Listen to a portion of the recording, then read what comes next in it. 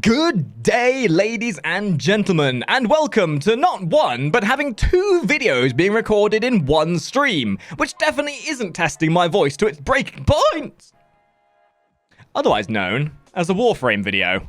So DE decided to, on a whim, drop a bunch of new augments into the game, and I thought, hey Makari, why don't we record a video showing what they do, how they work, and what situations they're good for? And I said to myself, am I talking to myself? Am I insane? Of course I'm insane, I'm a content creator. And then I thought, let's record that video anyway, because it might be helpful for those who want to know what these new augments are for, and whether I think they're useful or not. So here we are, a video on that exact subject. You can tell this isn't scripted, can't you? Also, we're recording this on Twitch, spontaneously, and Twitch chat are berating me with how much of an idiot I am. So if you feel like joining us on Twitch, there'll be a link to my Twitch down below. Things, stuff, recording, videos. So this is going to be a bit of a different video because I'm not using a script for this this little video that we're doing.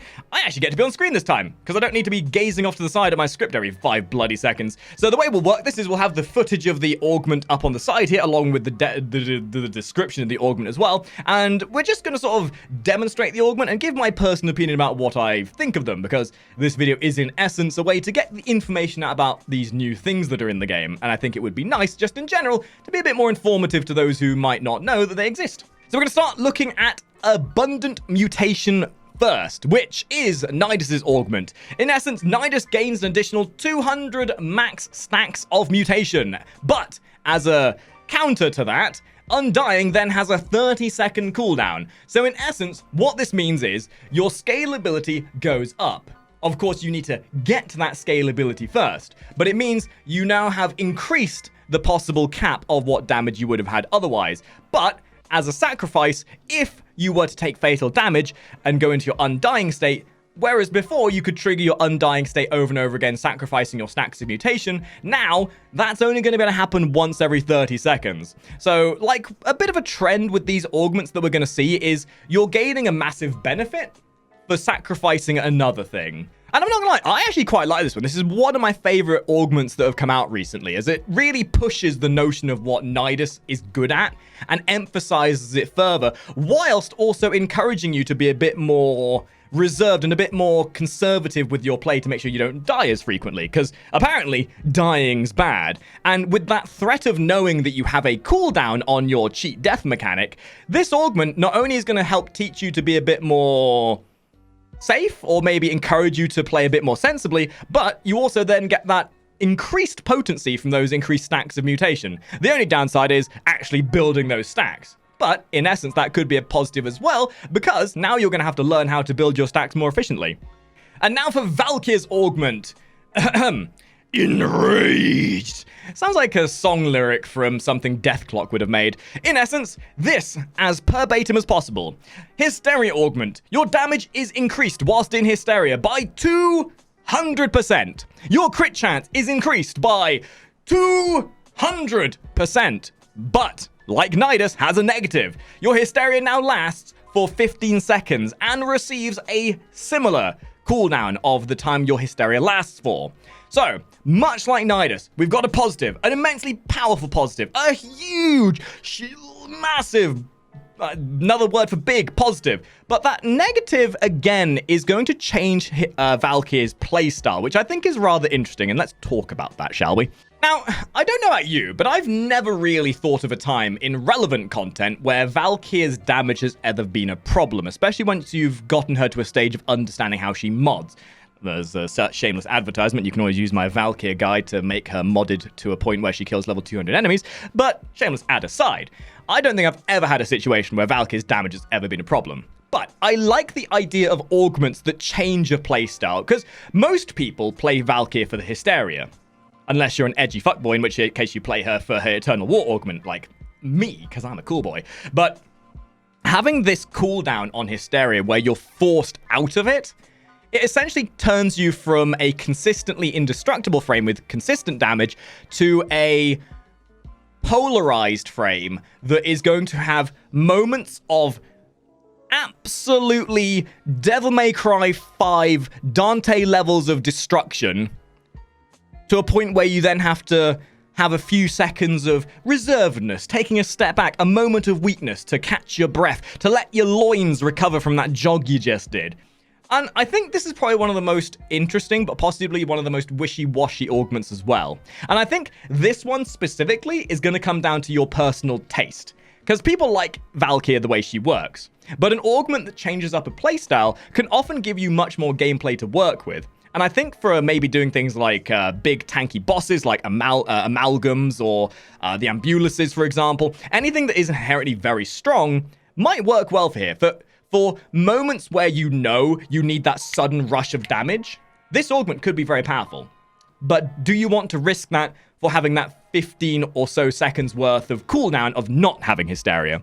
In essence, this might also encourage people to use Eternal War builds, because whilst you have this equipped for Hysteria, when your Hysteria wears off and you have that cooldown, you can then rely on your Eternal War to fill in for whilst you're having to survive. So, Rubble Heap is then Atlas's new augment, and this is probably not that much of an impactful augment, but nonetheless, it's nice seeing our fisty boy Atlas getting some love. In essence, this is a passive augment. When above 1400 rubble, which is your armor you develop when you petrify things and pick up their rubble you put to the floor, Landslide will get changed and cost no energy. It will then deal 2 times the damage and travel 2 times as fast. And when we think about it, I don't think many people really even use this ability, because it just never seems to hit hard enough, and the only time we really see it used much at all is when we're trying to ward off an area. And I think with a decent power strength build, you might actually find that Landslide actually starts dealing a decent amount of damage with this augment. What I would say is this augment is more so to encourage survivability, more so to encourage people to actually utilize that rubble, because I think a lot of people when they play Atlas, all they do is punch things. Like Tyson, Mike Tyson punching out Ewan McGregor. Is Ewan McGregor? I don't know boxing. McGregor, that other boxer guy. Like Mike Tyson punching out McGregor, all they do is punch things. They punch and punch and punch, and that's it. Having this augment will encourage a more diversive playstyle. And not to mention, it will encourage the use of Landslide, which situationally can be very useful for warding off an area. Knowing you then have a possibility of having heightened damage and also a good knockdown can make this augment kind of worth using. And because Atlas, generally speaking, is quite simplistic on the build side of things, you usually have room to swap a couple of mods out to test out augments if you so choose. And realistically speaking, Atlas doesn't have that many vital augments that impact his playstyle all too much. So this is a nice one. This requires a bit of input to get a nice bit of output and to get a diversive playstyle to make his other abilities that would otherwise not be used worth using. And now for something completely different. An augment that a developer actually had to make. An augment that a developer got assigned the task of making a DE, and he probably sat there going, they're forcing me to make this. I could be working on the new war right now. I could be developing actual content. But no, instead, DE Steve said to this developer, you know what we need? We need Sarin with a default map locator. We're gonna make Sarin a detector. And so they did, with Revealing Spores. Revealing Spores is the worst thing to happen to Warframe since I developed a chronic case of neck infection and didn't clean it for 6 months just to trigger my chat. But this augment, in essence, is a detector for Sarin. Enemies infected with your spore will show up on your minimap within 40 meters. Because, you know, mods like Loot Detector and Enemy Radar have never existed in the game, apparently. And you know what? I think that's all that needs to be said about this. I mean, in a niche situation, you might find a bit of a use for this in extermination missions to find where you need to go, or at least to find where the biggest clump of enemies are that you're infecting. But by the fact that you're seeing numbers appear through the walls anyway from who is infected, what's the point? Who came up with this augment and said, that's a great idea, Steve. Put some time into that. You know, you could have finished off the war within. You could have finished the new war. But no, we want you to make this. And so it existed. And that's the video, ladies and gentlemen. Obviously a bit more spontaneous and unscripted than normal. And you know what? I quite like making this video. And if you did too, I would love to know down in the comments. Please leave a like. Please comment down below what you think of these augments. Whether DE Steve clearly has far too much time in his hands to be warrant making these kind of Sarin augments. And which of these augments were the ones you're probably going to use more of. because I think this kind of video will be best served as an informative video. I want to start producing more of these where we don't necessarily do a guide, so to say, but where we do a debut content, where something new drops, like a weapon or an augment, and we demonstrate it, we show it off, we talk about it, we have a little discussion about why we think it's good, why we think it's bad.